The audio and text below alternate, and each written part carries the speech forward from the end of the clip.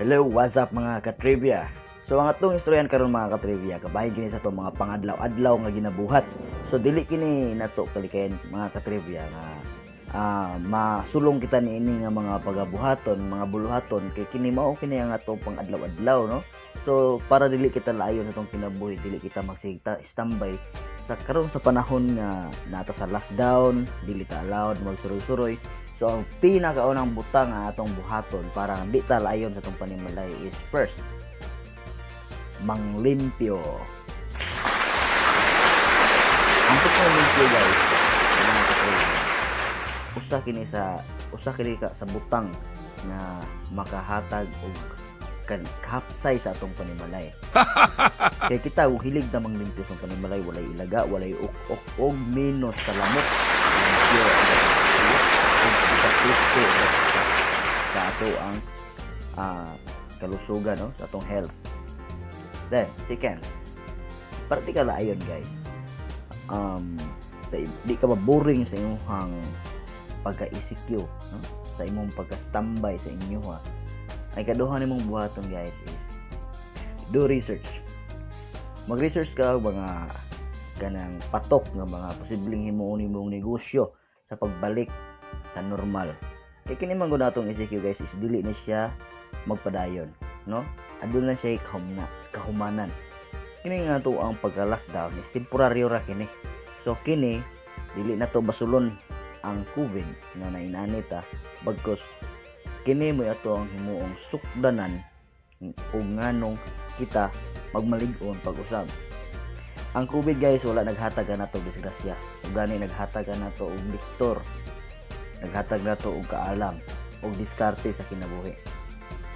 Kay kung kining COVID o wala pa ni, dili may tabo ang panagbanding sa pamilya,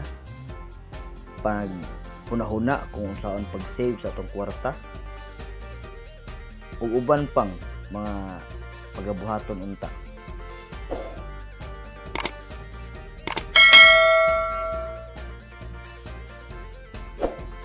Ako guys, ambit lang ko sa diskarte sa kinabuhi. Kini ang atong pagdiskarte sa kinabuhi, usa kini ka makatabang ka nato sa atong kagalingon mismo, no? Kung gani manubra nga atong grasya, makatabang kita sa uban, di ba? So, ang importante guys nga, no, mga katrivia nga, ato ang hunahuna, lantip. Although dili ta maayo sa klase siguro sa panahon sa nag-eskwela pa ta, pero adun na tay diskarte ba? Kartiyo kumbaga nga puhon makuha na to ang saktong goal na atong gipangita nga makalambigit sa ato ang kagalingon sa pag hatag, no, sa ato ang enerhiya pinagi niini, no? Kita makadawat og daghang grasya, no? Inubanan sa atong pagampo mga katrivia. So ang diskarte sa kinabuhi mga katrivia, usa kini ka ideolohiya. Kadaghanan ka nato ano na pagkuwang nini. Mo income ka o minimum wage sa kaadlaw, dili pa kana sapat para sa imong pamilya mga katrivia. Kaya nga to ang income sa pagkakaroon mga katrivia, nga to ang kita ang hatag ang minimum wage sa ato ang katilingban karon mga katrivia, dili ka na sakto para sa ato pangadlaw-adlaw.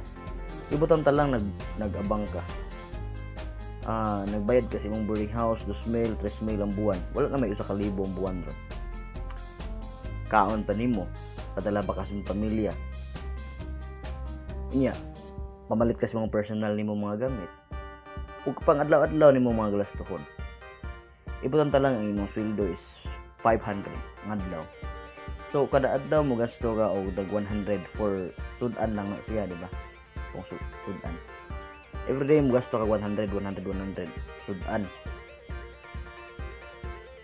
And then the rest sa uban nimong kuan. So meaning ang mabilin sa imong 500 is gamay na lang gid kaayo. So unsa may atong pagabuhaton guys para nga kanang masigo ra nato ang atong kwarta. Kini mga katrivia atong buhaton dali ra kayo. Mangita taglaing pamaagi.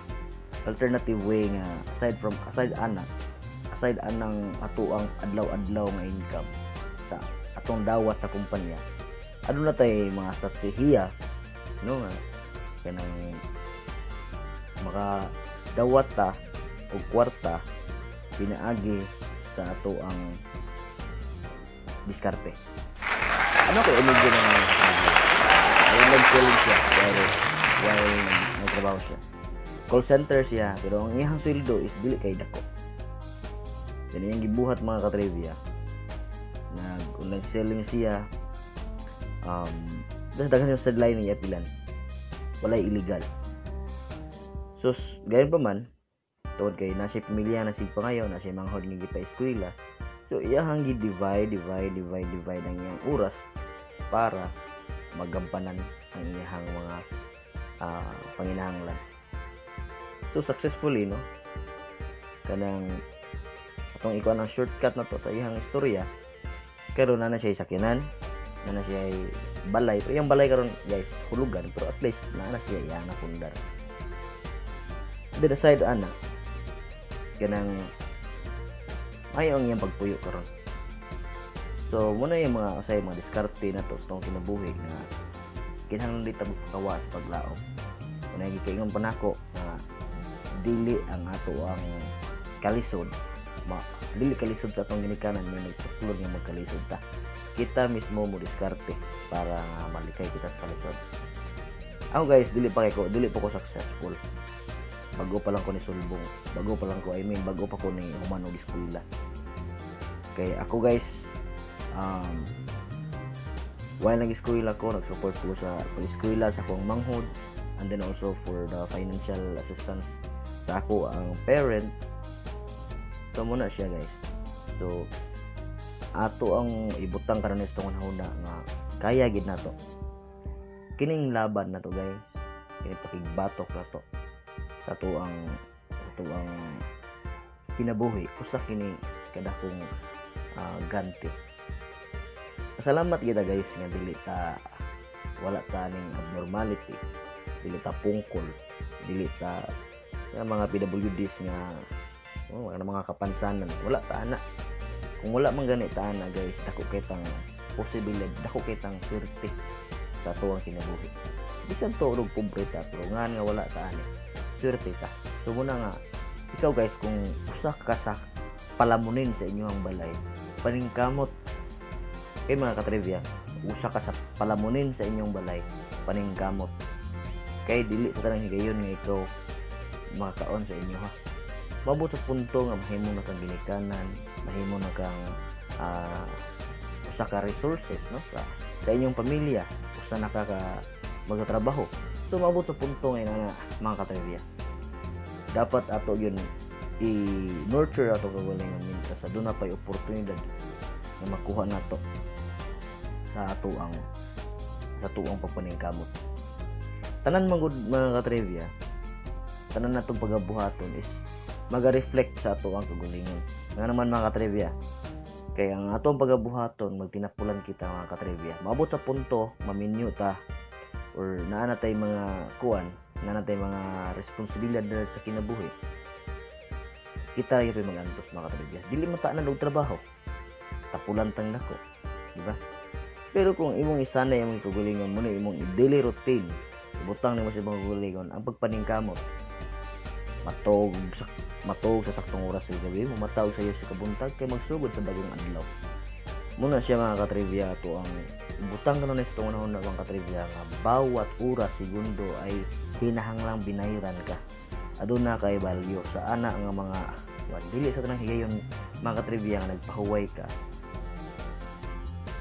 Wala magpahuway lang nang gid ka hangtod. Ang discouragement mga katrivia permanente na.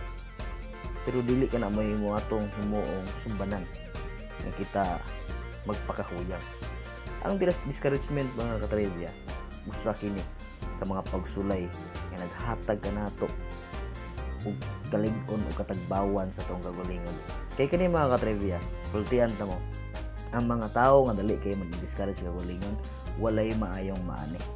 Kaya naman dali man siya maapektuhan sa mga hungihong, sa mga istorya ng mga makapasakit siyang kagalingon, dali ka siya mapiktahan. Ikaw ma-discourage ka sa istorya, kanang prangka nga pag-istorya, dili ka dapat ma-discourage niya. In fact, dapat kang malipay ng istorya ng inana. Kay kung ang tao mo istorya ni magprangka, pasabot na tipyat ka, doon na kay butang kinahanglan nimong tarungon. So be thankful to that. Ayaw kalain, no? So okay, kaya sa pagkakaroon mga katrivia, kana lang sa ato ang istoryahan. So sa next video na to mga katrivia, magisgot na putagdan lain yung mga diskarte sa kinabuhi nga para kita dili kita laayon. Labi na karong lockdown mga katrivia, importante kayo. So mga katrivia, para nga maka-update ka mo sa kung mga tambag sa atong daily trivia, ayaw kalimot sa pag-like, share, and subscribe, no? So, balikan ko, like, share, and subscribe. Mabuhay ka sa trivia.